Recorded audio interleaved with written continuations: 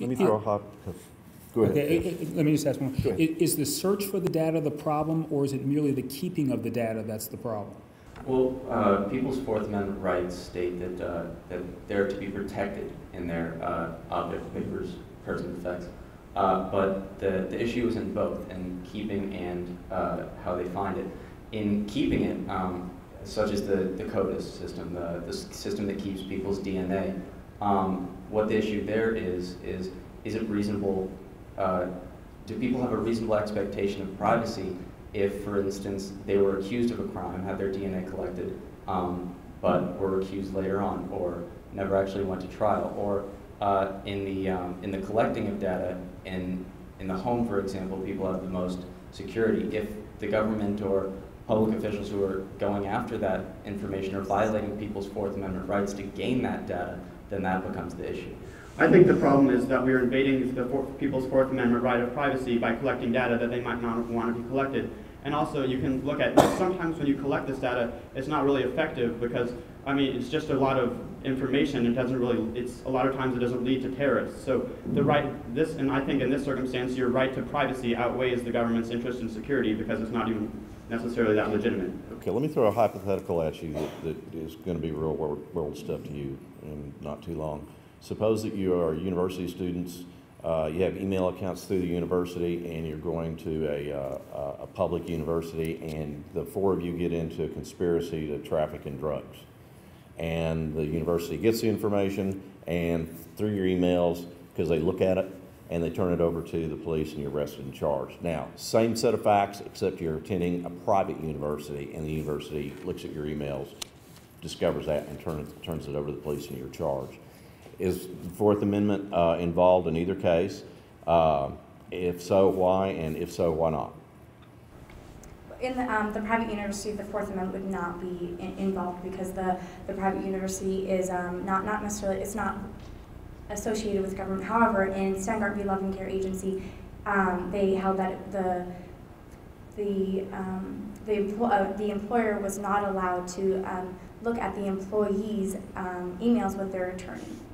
I'd like to quickly correct my colleague, Ms. Ritter, that private colleges are still associated with the government, but as far as the Fourth Amendment goes, they have their right to freedom of association, and those who choose to associate with the college or with the university will not have as high of a protection because it is a private university. Public universities, on the other hand, ensure more of a right to privacy because of their government-oriented status. Okay, so I'm a little bit unclear. Are you saying that the evidence can be used against you in both cases, either public or private?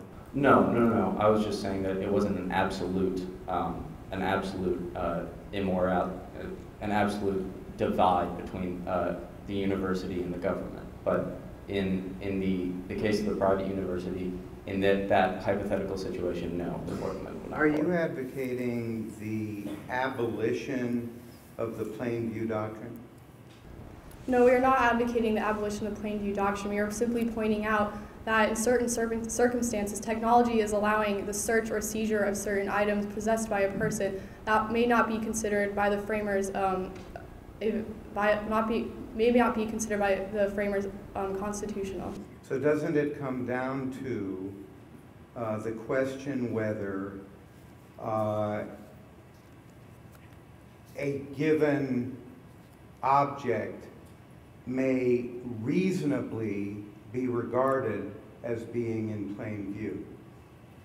Yeah, I believe that in California v. Sorello, they allowed planes flying 100 feet over a home to, if they observed something such as marijuana growing in the backyard, they could use the plain view doctrine and then get a warrant or then search and obtain that marijuana. But in Kylo v. United States, the context of thermal scans, they found that these were not allowed because it's more than just looking at something with the naked eye. It's a thermal scan in which you're seeing heat, which really could not be seen with the naked eye. Well, let's take a third case, satellite surveillance,